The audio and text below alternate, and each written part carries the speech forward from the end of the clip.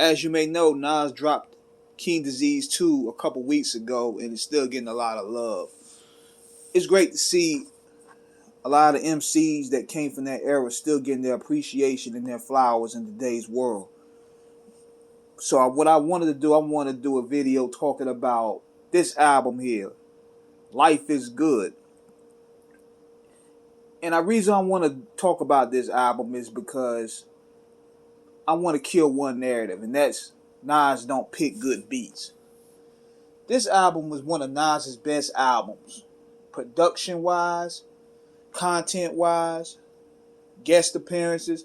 This album was a classic to me because usually when artists go through similar pain, it creates diamonds. It's just unfortunate that Nas had to go through what he had to go through to create this art right here. Life is Good, which is motivated and inspired by Marvin Gaye's title, I believe. It was a prime example of taking your pain and putting the art out there.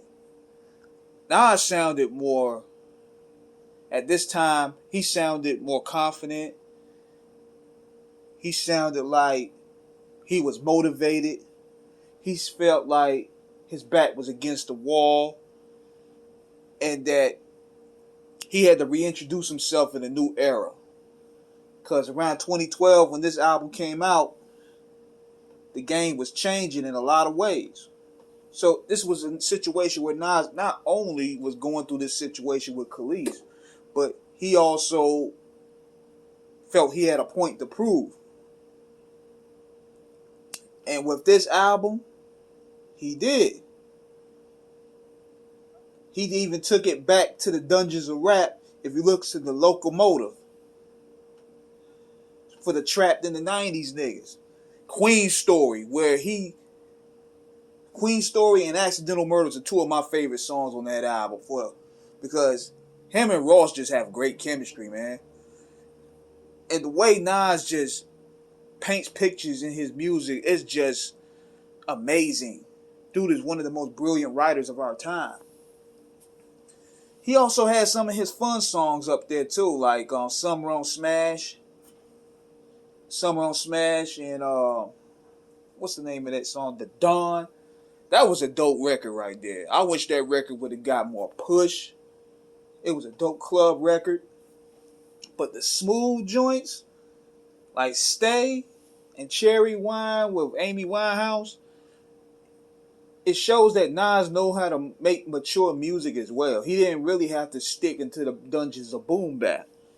He moved within the times and his flow became more advanced. Only one I wasn't really feeling was, I think, with World's an Addiction. But the song Roses, he went in on Khalees, bruh. He went in on Khalees, man. And Bye Baby, because even though it was Bye Baby, it was him reflecting on the good things that him and Khalees had in the past. But Roses, he went personal. Like, he went real personal about some of the things that Khalees would do. He told his side of the story. The beat was dark. And he talked about her drug addiction. When he talked about them Xanax didn't manage your manic depressive expressions. They some silent killers. That stress shit. That put ulcers on a lot of niggas. I'm blowing medical. It helped chill a violent temper. I done went to hell and back. You always think you're right. When you know you wrong and still want to fight. When people like my song, you want me to kill them, right? You resent me every time I make my millions, right?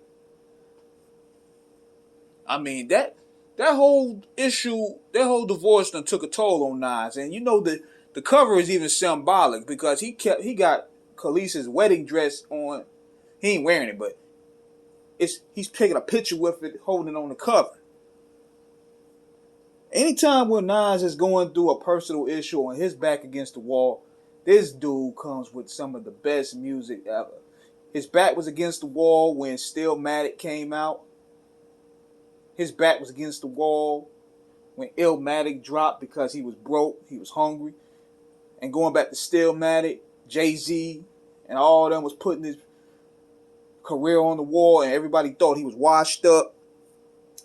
With this album here, he was going into a new era, and he had to prove himself that he can rap with the best of them. And I forgot Godson. Godson probably is his most personal album because he had completed his album after his mother passed away. But overall, this album here should shut critics up about Nas not being able to pick good beats. Because everything was perfect on this joint. From the choice of production, the guests he picked, the content, the way he flowed, and not to mention he showed appreciation to the kids. Like, you know how he did I Know I Can? He did the same with Daughters. That was a great feel-good record right there. And even when he brought Aaron Hall back for Bye Baby. He brought Aaron Hall back.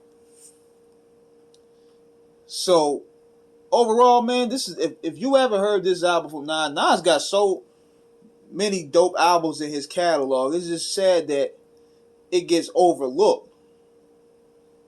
Because they want this dude to make another Illmatic or another It Was Ready. But this guy has a lot of good albums in his catalog, and this is one of them. So, definitely check this out when y'all have time, since everybody's giving Nas his appreciation and his flowers and his respect due for King Disease 2. This is the album y'all need to check out as well. So, this is King Eric signing out. Subscribe, hit the like button, holla.